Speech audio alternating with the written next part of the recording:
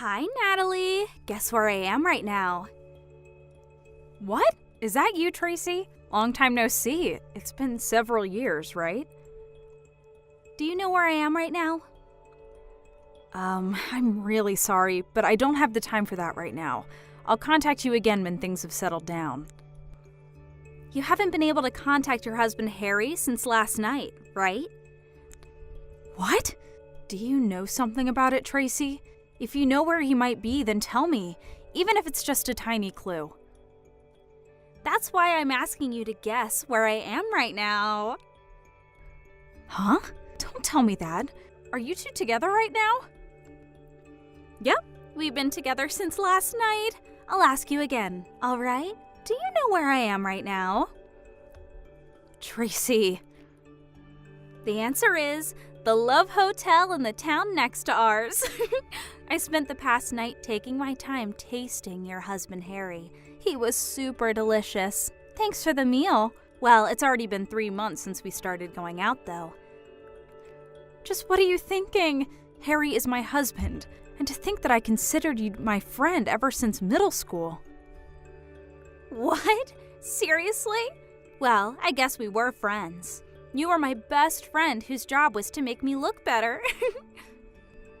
I made you look better? Is that so? Fine, I understand now. That's all I wanted from you. I'm going to be making out with Harry for a bit longer, so why don't you get the divorce papers ready while you're waiting for us? Bye then. Hi, Natalie. Thanks for divorcing Harry.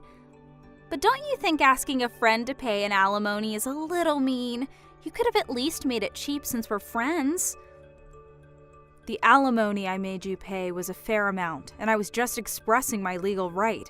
Alimonies aren't made cheaper for friends, and we aren't even friends anymore in the first place. Aww. Besides, you made Harry pay your portion of the alimony anyways, right?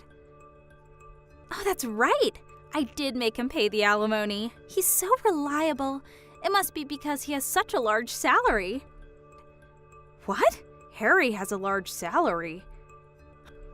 Yes, that's the reason I stole Harry from you in the first place. I wanted his money. You got married earlier than me, even though you were always just there to make me look better. That was enough to make me mad. But to think that you married a practical celebrity like Harry, I couldn't forgive it. And that's why I stole him from you. Well, at the end of the day, the two of us were perfect for each other. So, all's well that ends well, I guess. Not to mention that he's filthy rich. This is a dream come true. Well, that's it, I guess. We're going to be turning in the marriage papers now. I'll tell you about it again once we get married. Bye now. See you later. So that's what happened. Hi, Natalie. We just turned in our marriage papers. Now I'm the celebrity wife of a rich man. Not only that, but I received a $20,000 diamond ring from Harry. What? A diamond ring? Yes, he told me he wanted to go to the park next to the city hall before turning in the marriage papers, and I was wondering what he was going to do, and we're getting married so fast and everything's super hectic, so this is my only opportunity to give you this, he said, while standing in a tree shade and swiftly pulled out a diamond ring from his pocket. He then put it on my left ring finger. Is that so? Well, I guess you must be happy.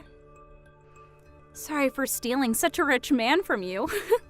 I know it was probably the best thing to happen to you in your life. I'm just glad because you seem happy. What? Ew! What's with that reaction? You're actually seething with anger and jealousy right now, aren't you? I know you still have feelings for Harry. Moving on then. I need to move my stuff to our room in the high-rise condominium since I'm going to be living with him from now on. What? A high-rise condo? Yes, you already left, right? Well, I guess so. I don't want to continue living in that room considering the future. Huh? I said me and Harry are going to be living there from now on. We're already on the first floor of the building, so bye!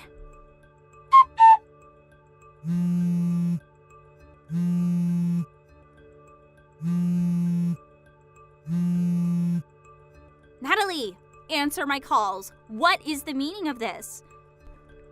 What? I can't get into the high-rise condo anymore. You mean you can't get past the auto lock? Yes! Harry says he doesn't know why either. Did you do something out of your jealousy for our happiness, Natalie? Huh. No. That sounds like such a hassle. Then what is the meaning of this? I just canceled my residence contract at that condo. What? Your residence contract? Huh? Don't tell me, but does Harry still think the room was his or something? What do you mean? It isn't his? Yep, I'm the owner of the room at that high-rise condo. You see, Harry thought I had bought the room instead of renting it, and said during our divorce he's going to be receiving this house as part of my division of property. The lawyer I hired explained to him multiple times that I had paid in full for the room's rent. I thought that he had finally understood, but based on what you're telling me now, it seems that wasn't the case. Seriously? Me, the owner of the room, already decided to leave the condo, so obviously I was going to terminate the residence contract. I'm already done with the paperwork, as you can see. No way! Oh, that reminds me. I sent Harry's stuff to his parents' house by delivery. 10 cardboard boxes are probably going to arrive by tomorrow noon, so tell him to pick it up, okay? I paid for the delivery fee as sort of a final act of kindness, so I'd be glad if he was grateful. Hey, hold on a second. You're just a regular office employee, right? Why are you paying for a room at a high-rise condo? What? Didn't I tell you already? I inherited my aunt's company 2 years ago. Huh? Wasn't your aunt the CEO of a company that rents nursing equipment? Does that mean you're now the CEO of that company? Yes, it does mean that. That being the case, I wanted to try out living in a high-rise condo and enjoy its lifestyle. I was planning on living there for a few more years, but I decided to move out since the place was going to be ruined by memories of the divorce. It's a bit earlier than I had planned, but who cares? I thought to myself. I now moved to a 1 LDK room at a regular apartment. Seriously? And to think that I would be able to live the high-rise condo life. Not to mention that you are actually now rich. That just makes me even more annoyed. This is my life now. It won't change no matter how much you complain. Well, fine. At least I have Harry, who's filthy rich on my side. All we have to do is find a room in another high-rise condo. I think that might be impossible. Why? He's rich, remember? Well, no. He's actually unemployed. What? He quit his job half a month after we got married, you see. This is part of the reason why we only got married on paper, but never actually had a wedding ceremony. After that, I found out that he was cheating on me with you, and he was forced to pay me an alimony. He probably has no money left at this point, you know? What? But he has enough money to live in a high-rise condo. Are you actually dumb or something? I already said that I was the one paying the rent for that room. Besides, didn't you ever ask Harry what kind of job he did? Don't tell me you married him without even asking him what he did for a living. But I don't care what he did as long as he made money. Wait, that reminds me. He just nonchalantly gave me a $20,000 diamond ring for our marriage.